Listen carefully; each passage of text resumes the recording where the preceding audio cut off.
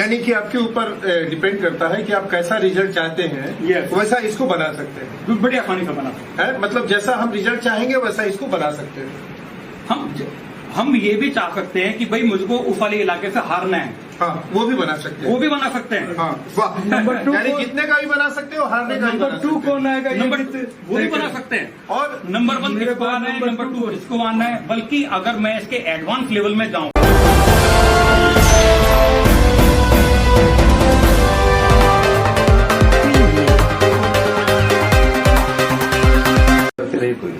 BJP एक और आइए, समाजवादी पार्टी एक, रिजल्ट पर मत दबा दीजिएगा सर।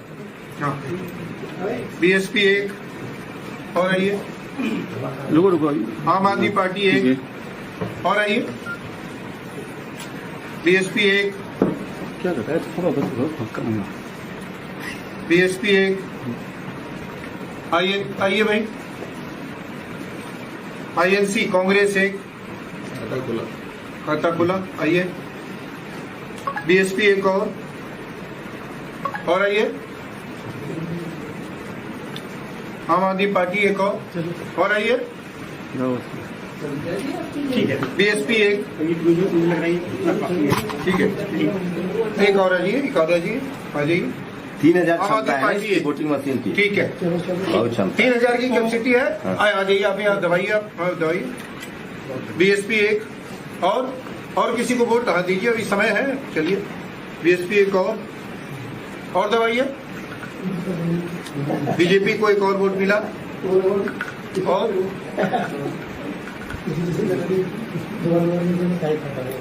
बीएसपी को एक और वोट मिला, ठीक है साहब, ठीक है, सर इनके साइज लगा दे, रोटबंदी करते बराबर। समाजवादी पार्टी को एक और मिला, ठीक है।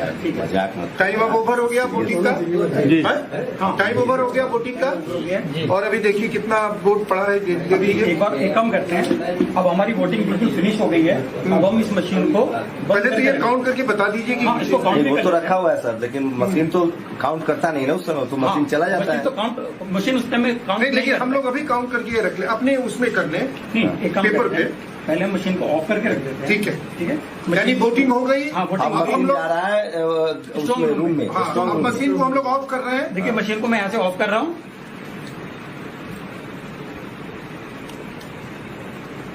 मशीन ऑफ हो गई। अब मैं इसकी बैटरी भी निकाल रहा हूँ। इसकी बैटरी भी निकाल रहे हैं, पूरी तरह से ऑफ कर रहे हैं इसको। निकालिए, मैंने इसकी बैटरी भी निकाल दी है। बैटरी भी निकाल दी। अब ये स्ट्रांग रूम में जा स्ट्रांग रही रूम में है। जाने के लिए बिल्कुल तैयार है। अब स्ट्रांग रूम में इसको ले गए, स्ट्रांग रूम में चला गया। अब हम वीवीपैट की पर्ची को एक बार मिल लें। हाँ, वीवीपैट की पर्ची को गिन लीजिए। ये दो हाँ 1 हाँ 1 2 3 4 5 6 7 8 9 10 10 ये 6 6 ये और 2। ये हमारा रिजल्ट ये ठीक है। रिजल्ट है। ठीक, तो ठीक है, अब हमारा जो है टोटल वोट पड़े। अच्छा टोटल वोट देख लेते हैं। 2 3 13 19 2 21 टोटल 21 वोट पड़े हैं, और टोटल 21 वोट में इन पार्टियों को मिला है। ठीक एक नोटा रखते तो और अच्छा होता। नोटा तो चलिए सर, ठीक है। हाँ। तो ठीक है, आज काउंटिंग वाला डे है। हाँ, तो ये जो प्रिसाइडिंग ऑफिसर या जो भी काउंटिंग ऑफिसर होते हैं वहाँ पे, वो मशीन को दोबारा स्टार्ट करते हैं। तो हमें इसमें बैटरी दोबारा अच्छा, लगा बैटरी वहाँ नया लगाया जाता है या नहीं, वोटिंग वाला बैटरी रहता है? बैटरी उसमें इनबिल्ड लगी हुई होती है। बैटरी पहले बैटरी इनबिल्ड होती है। कितनी लाइफ होती होगी उस बैटरी की? क्योंकि बैटरी वाला भी सवाल आया था कि हाँ कुछ चार बैटरी दिन बाद 90%, भी, 1.5 महीना बाद भी बैटरी 99% चार्ज है। हाँ 90 और 99% चार्जिंग ऐसा बैटरी तो मोबाइल फोन में लगाओ। हाँ ठीक है, तो अभी हमने पावर ऑन कर दिया है। ये मशीन बूट हो रही है, बूट होने में थोड़ा टाइम लगा होती है।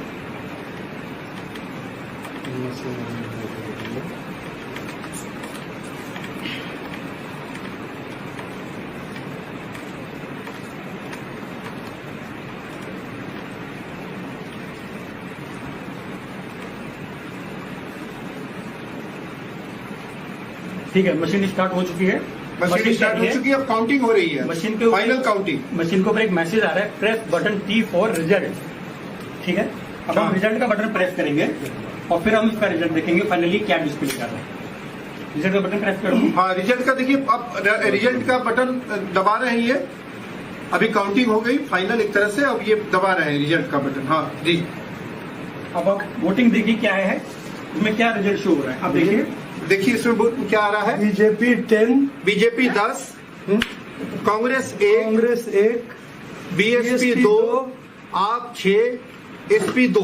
उलट गया ना, बीजेपी बीएसपी का उलट गया। यानी कि बीएसपी के जो सारे वोट हैं, उस वोट में कितने वोट? 8 वोट। 8 वोट यहाँ शिफ्ट हो गए।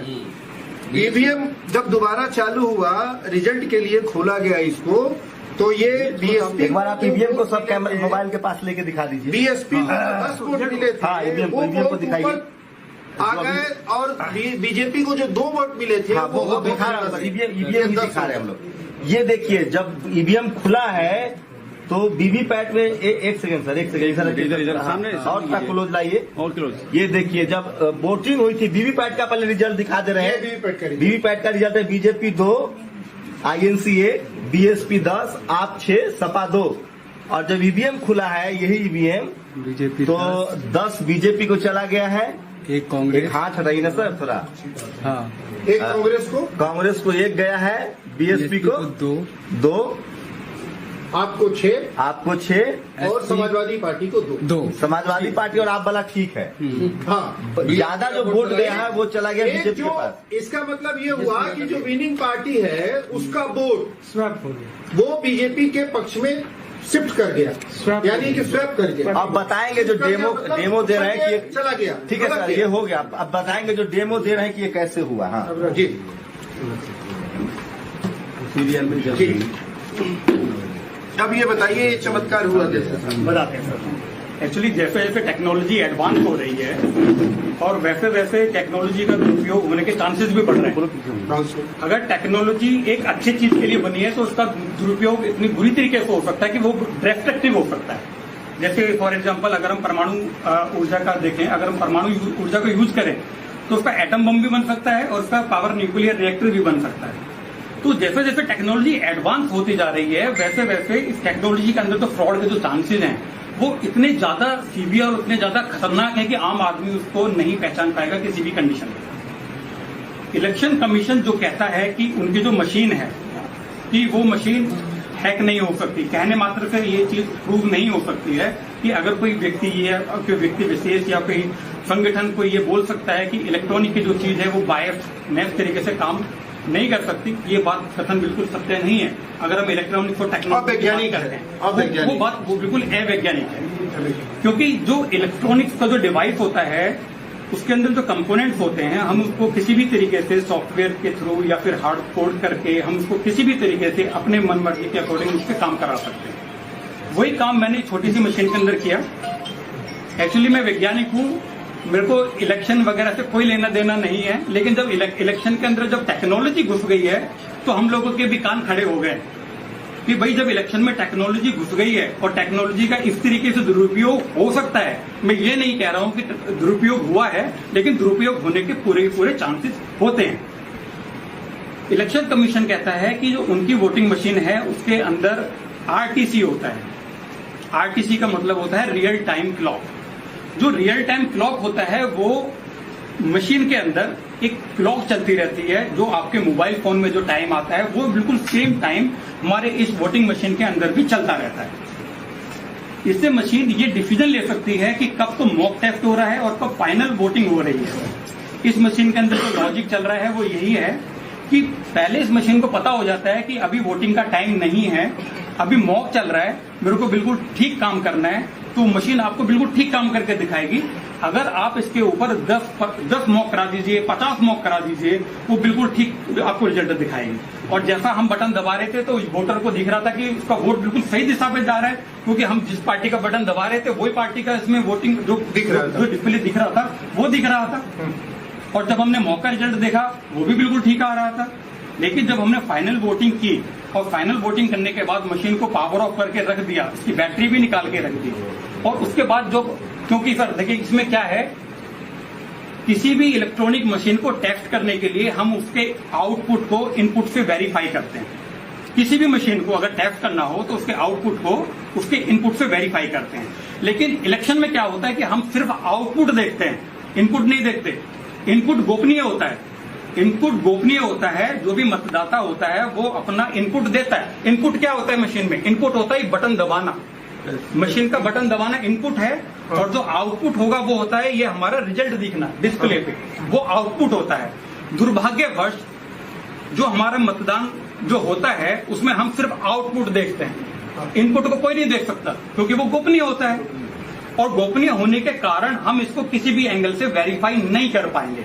इसको वेरीफाई कब कर सकते हैं? जब हमने इसका डेमो लिया और हमने इस डेमो को हमने सबके सामने देखा कि इस बंदे ने किसको वोट दिया है, इन महाशय ने किसको वोट दिया है, तो वो हमने इसको पेपर पे नोट कर लिया। क्योंकि अब हम ये जो भी आउटकम आ रहा था, जो भी बटन दबा रहा था, वो भी हमने इसको नोट किया।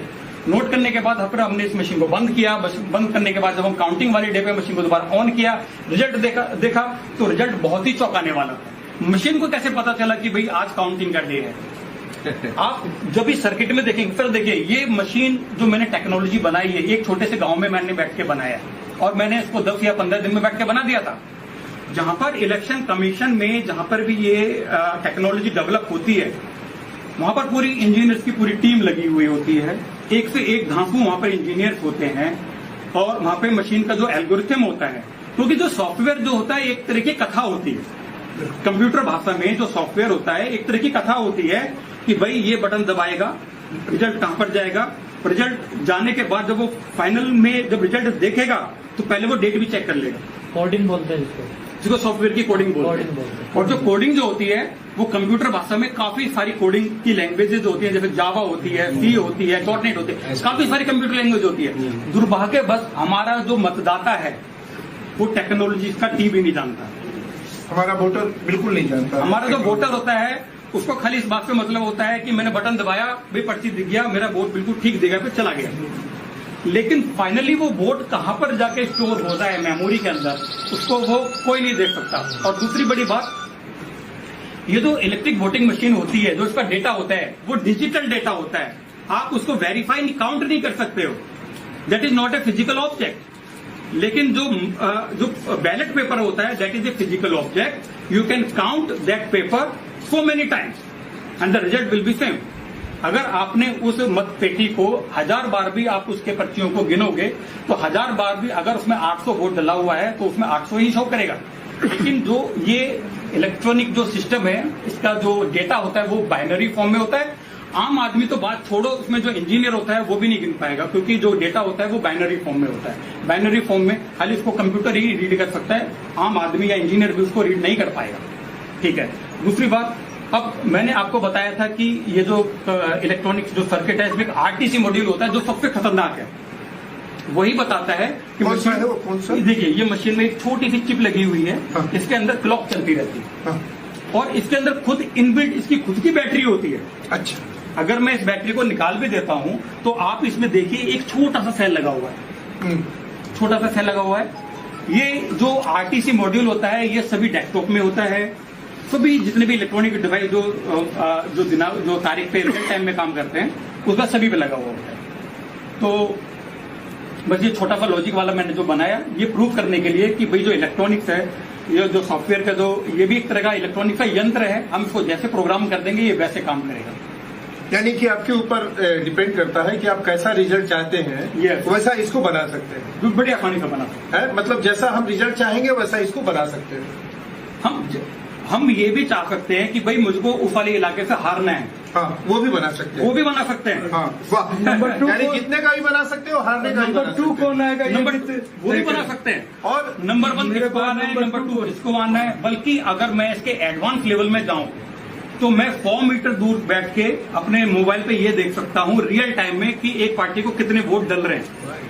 और ये भी हो सकता है कि जैसे मान लीजिए कि 540 लोकसभा की सीट है जी, तो हमने कहा कि सोचा कि 400 में ही यही मशीन का जो काम है जी, जी। ये 400 में ही 400 इलाके में ही करते हैं, क्षेत्र में ही करते हैं। ठीक है। 140 में हम ईमानदार दिखने की कोशिश करते हैं Yes. कि वहाँ वोटिंग बहुत फेयर हुई है, ऐसा भी हो सकता है। सर देखिए सर, ये पॉलिटिकल क्वेश्चन है, इस पे मैं कोई कमेंट नहीं करूंगा।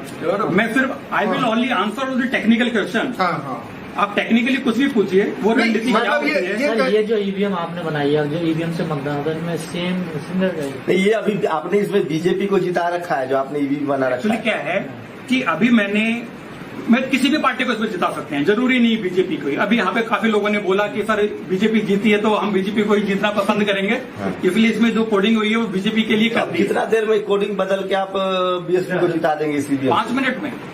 5 मिनट अभी करेंगे, मिनट जीत जाएगी एक ही बीएसपी। सवाल है कि ये जो मशीन है 5 मिनट में बीजेपी के बाद बीजेपी को जीता। इनके पास लाखों मशीन है, जी जी तो ये मैन्युफैक्चर करते समय ये एडजस्ट करते हैं। सर मैं आपको बताते हैं, जब ये मशीन कहीं जो जो इनके OEM है, ओरिजिनल इक्विपमेंट मैन्युफैक्चरर, वो BL एंड CIL की कंपनी, ECIL कोई कंपनी है, हैदराबाद को बनाती है। तो वहां से जो बन के आती है वो बात ठीक है, उन्होंने हार्डवेयर बना के दे दिया, लेकिन जो हमारा इलेक्शन कमीशन है, उनकी भी एक एक्सपर्ट कमेटी होती है, टेक्निकल एक्सपर्ट कमेटी।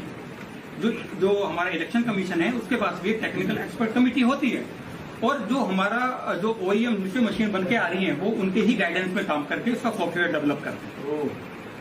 जी, जो बेल है या फिर जो ECIL है, उनको इस बात से कोई मतलब नहीं है कि ये कौन से मतदाता क्षेत्र में जा रही है। मैन्युफैक्चर करना भेज दिया, बस उन्होंने मैन्युफैक्चर किया, हार्डवेयर रेडी किया, स्टडी में आया। ये हार्डवेयर सॉफ्टवेयर किसके देखरेख में डेवलप होता है? चुनाव आयोग। नहीं, चुनाव आयोग ने भी एक कमेटी गठित की हुई है, जिसको टेक्निकल एक्सपर्ट कमेटी बोलते हैं, और एक्चुअली ये जो सारा का सारा जो भी काम होता है, ये उन्हीं के देखरेख में होता है। अच्छा, मतलब गेंद पूरी तरह से चुनाव आयोग के पाले में है, चुनाव आयोग जो चाहेगा वही होगा। नहीं मतलब इस तरह से कह सकते हैं क्या कि चुनाव आयोग जैसे चाहे, जिस तरह से चाहे वो उस तरह नहीं का करेंगे। उपयोग एक मशीन क्वेश्चन है कि से कर सकता है। एक लोकसभा चुनाव क्षेत्र में 2000 मशीनें होती हैं और हर जगह कैंडिडेट का नाम और पार्टी में डिफरेंस हो सकता है। तो नहीं सर, एक कंस्टिट्यूंसी में कहा कंस्टिट्यूंसी नहीं, एक कंस्टिट्यूंसी में एक तरह का आएगा, दूसरे में दूसरा आ सकता है। हाँ, वैसे ही आता दूसरे है। में बीजेपी नहीं लड़ सकती है, हाँ। कहीं पर BSP नहीं लड़ सकती है। हाँ, हाँ। तो ऐसी स्थिति में जो प्रोग्रामिंग कौन सा होगा, वो कहाँ सर जाएगा? हाँ, ये पता नहीं होता है। नहीं, ये तो चुनाव आयोग तय करता है ना सर। तो इसीलिए मशीन किस कंस्टिट्यूंसी में जाएगा, कौन सी मशीन मशीन जाएगी, हाँ। It has been decided by चुनाव आयोग। चुनाव आयोग पता, उसको पता है ना कि कहाँ से कौन चुनाव लड़ रहा है, कहाँ से कौन। सर कैंडिडेट का नाम अल्फाबेटिकल। मेरा ये प्रश्न है कि सिर्फ क्या बोलते चिप हैं कि के- आप वोटिंग शुरू होने के बाद भी चेक करो, कितनी बार भी चेक किया तो वोटिंग तो वही आएगा, काउंटिंग में सिर्फ डिफरेंस होगा। नहीं सूरज सर, आप जो कह रहे हैं, ईवीएम मशीन चुनाव आयोग ही तय करता है कि कौन मशीन कहाँ जाएगी, कौन टीम कहाँ जाएगी। अल्फाबेटिकल नाम सारा चीज चुनाव आयोग तय करता है। ये इसको क्या चुनाव चिन्ह देना? हाँ, चुनाव चिन्ह तय करता है, अल्फाबेटिकल नाम तय कर। जैसे आपका नाम अजय सिंह है और आप निर्दलीय हैं, तो आजकल क्या कर दिया है कि पॉलिटिकल पार्टी के ऊपर रखते हैं, अल्फाबेटिकल नहीं भी आ रहा है तो भी जो पॉलिटिकल पार्टी है उसको, इंडिपेंडेंट को फिर नीचे रखते हैं। एक सवाल टेक्नोलॉजी से, जो सोर्स से चिप आया है, उस सोर्स में बैठे बैठे उस नंबर से अगर वो मुझे पता हो कि उस चुनाव क्षेत्र में गया है, क्या वहीं से मैंने ऐसा कुछ हो सकता है? हाँ। सर देखिए, ये मशीन जो है ना, आप इसको वर्ल्ड के किसी भी कोने से बैठ के मैनिपुलेट कर सकते हैं। आज दूसरी बात में एक बात बहुत इंपॉर्टेंट है, वो बताना चाहता हूँ। सभी लोग बोलते हैं कि मशीन हैक हो रही है, हम लोग बोले सभी लोग बोलते हैं कि मशीन हैक हो रही है, मशीन हैक हो सकती है। ये जो हैकिंग जो वर्ड है, दैट इज ये जो वर्ड जो हैकिंग है, ये अप्रोप्रिएट नहीं है यहाँ पे, क्योंकि hacking is the term where a electronic device can be operated remotely without with the help of another machine. That is called hacking. ये हैकिंग नहीं है, सिस्टम में ये सिस्टम के अंदर ही प्रॉब्लम है। एग्जैक्टली, ये बहुत हमने इम्पोर्टेंट जो बात ये बहुत इंपॉर्टेंट बात है, लोग हैकिंग, देखो लोगों को गुमराह किया जा रहा है क्योंकि लोगों को टेक्निकल नॉलेज नहीं है। चिप में इनबिल्ट है। चिप के अंदर ही इनबिल्ट है। हमने मशीन को ही ऐसे डेवलप किया है कि भैया टाइम के हिसाब से काम कर सकती है, तो हमें हैकिंग। मान लीजिए मैं चुनाव आयोग का प्रमुख हूँ, मैं अपने हिसाब से अपने इंजीनियर को कहूंगा कि मुझे इस पार्टी के फेवर में ऐसा चिप डेवलप करके, सॉफ्टवेयर डेवलप करके दे दो, वो दे देगा। दे देगा। जो डेवलप कर रहा है, मान लीजिए कल मेरी सरकार हो जाए, लेकिन वो ये भी बोलेगा कि अगर मॉक में अगर गलती पकड़ी गई तो मैं तेरे को हाँ वो तो मैं वो इंजीनियर बोलेगा सर आप चिंता मत करो, मैं ऐसा मशीन बनाऊंगा कि मॉक में क्या आप 50 बार भी मॉक इसमें दे दोगे, मशीन बिल्कुल ठीक काम करेगी।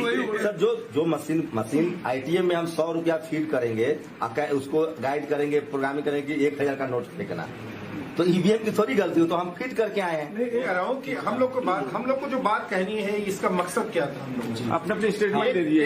एक मकसद ये था कि लोगों को अवेयर करना, वोटर्स को अवेयर करना, ये हमारा मकसद था इनको बुलाने का। और इन्होंने जो अपनी बात कही जी, हम लोग कोई जजमेंट में नहीं पहुंच रहे हैं। हम लोग ये कह रहे हैं कि लोकतंत्र के लिए जरूरी है लोगों का भरोसा। भरोसे के बिना लोकतंत्र नहीं चल सकता। टेक्नोलॉजी आती है जाती है, बैलेट पेपर नहीं था तब भी लोकतंत्र था। मेरा ये कहना है कि भरोसा सबसे इम्पोर्टेंट है। अगर वोटरों में ये भरोसा नहीं है तो ये जिम्मेवारी है चुनाव आयोग की कि वो वोटरों में भरोसा पैदा करे। सर 1-2 साल हम लोग का हो वोटरों में एक भरोसा पैदा करे कि आप लोकतंत्र पे इसीलिए विश्वास कीजिए कि जो कुछ भी हुआ है और जो कुछ भी सवाल आपके सामने आ रहे हैं वो सब दुरुस्त है। उसको फिर साइंटिफिकली आके बात आप अपने सवाल लेके बात जल्दी सवाल के फॉर्म में सवाल लीजिएगा। क्या लग रहा है आपको कि ये जो आपने ईवीएम बनाया है और ये इसी पैटर्न पे वो ईवीएम भी काम करता है, क्योंकि आप बेल में काम भी कर चुके हैं? सर देखिए, एक ईवीएम तो मशीन होती है, जरूरी नहीं कि मैंने जिस टेक्नोलॉजी को यूज करके इसमें ईवीएम बनाया है या जो कोड मैंने इसमें लिखा है, जरूरी नहीं कि वो उसी कोड पे काम करता हो। एक मशीन को किसी भी तरीके से काम करने के लिए 50 तरीके हो सकते हैं।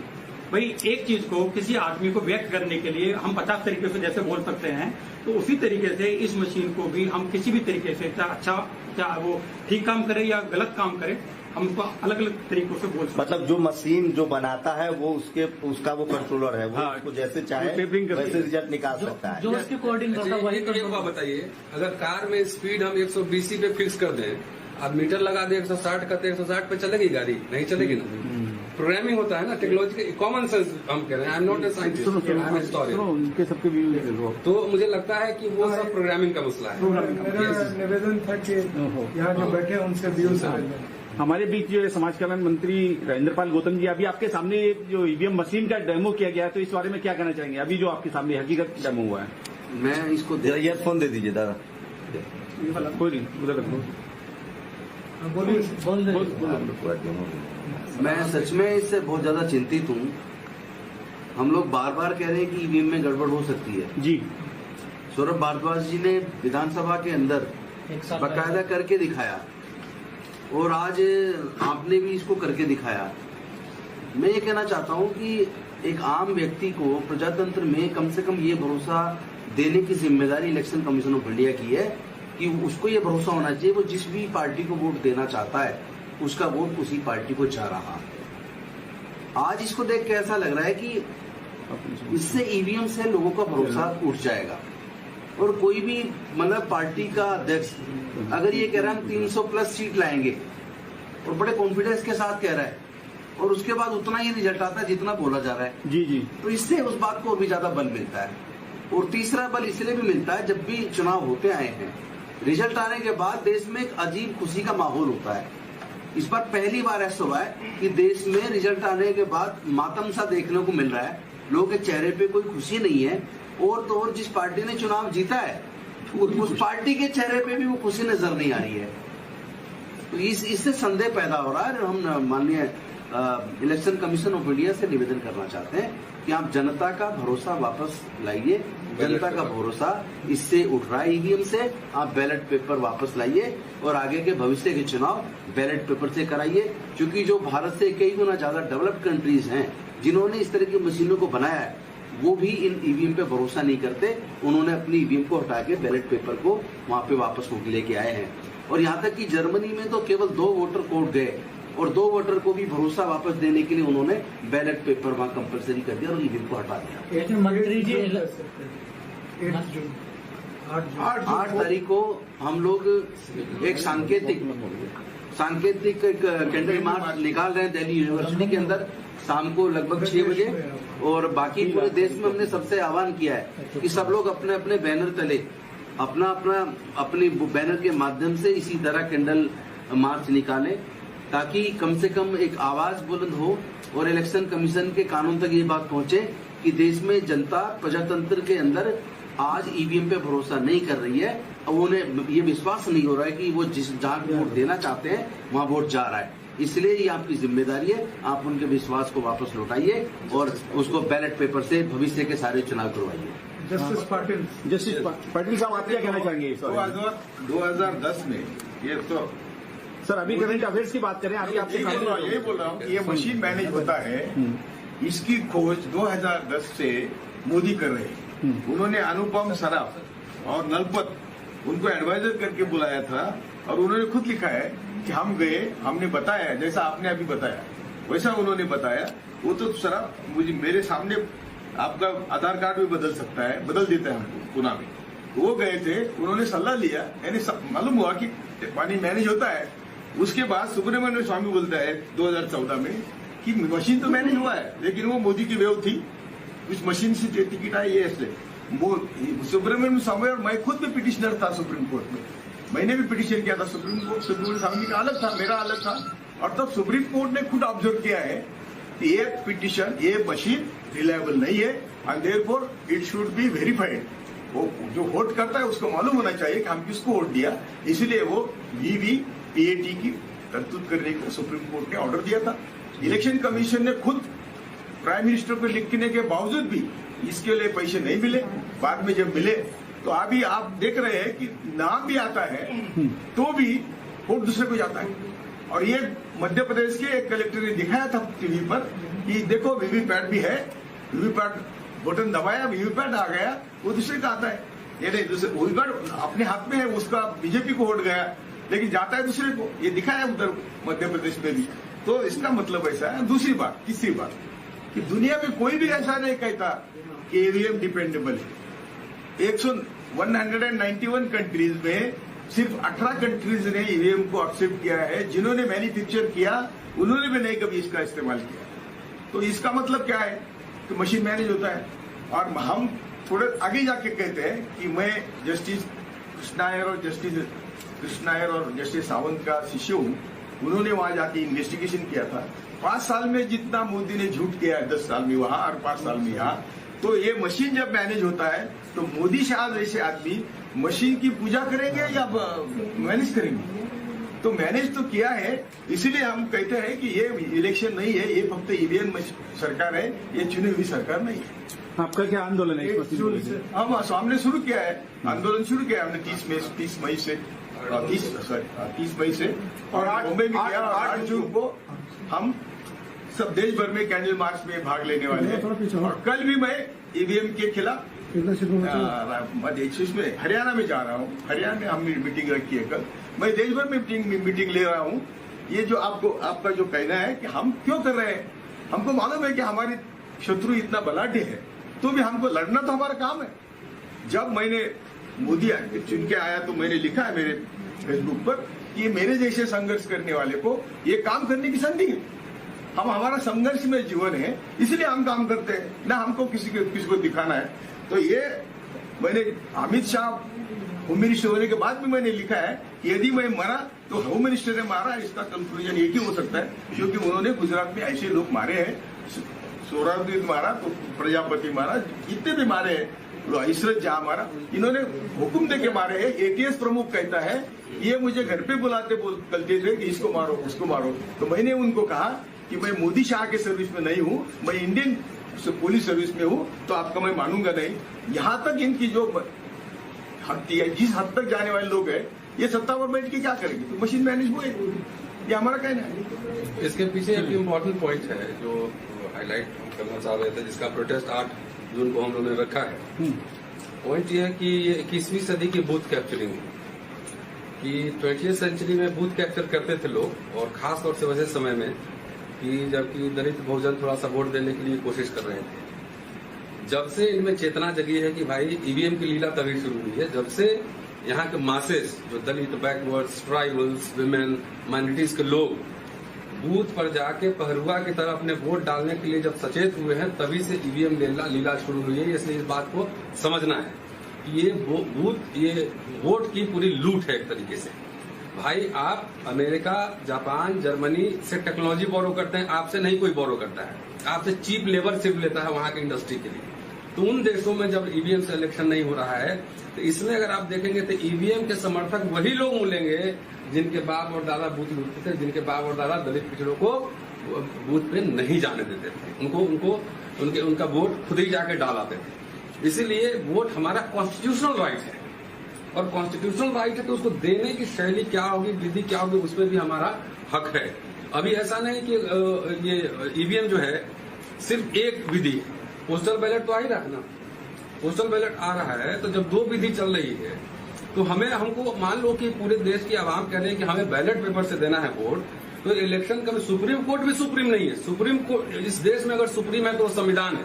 जब संविधान में कहीं प्रावधान था कि ईवीएम से चुनाव होगा, एक आदमी एक वोट सबसे बड़ा अधिकार था। तो जो सबसे बड़ा कॉन्स्टिट्यूशनल राइट है उसकी डकैती हो रही है, ऐसा हम लोग को लगता है। इसलिए इसके खिलाफ संविधान बचाओ संघर्ष समिति 8 जून को आपके माध्यम से देश के तमाम संगठन, इस आंदोलन पे किसी व्यक्ति किसी संगठन का कॉपीराइट नहीं है। जहां जो है अपने शहर कस्बे के प्रमुख केंद्रों पे जाएं, वहां पे 10 लोग, 20 लोग, 50 लोग, 100 लोग, 500 लोग कैंडल लाइट लेके बैन ईवीएम प्रोटेस्ट वहां दर्ज करें। अपने वोट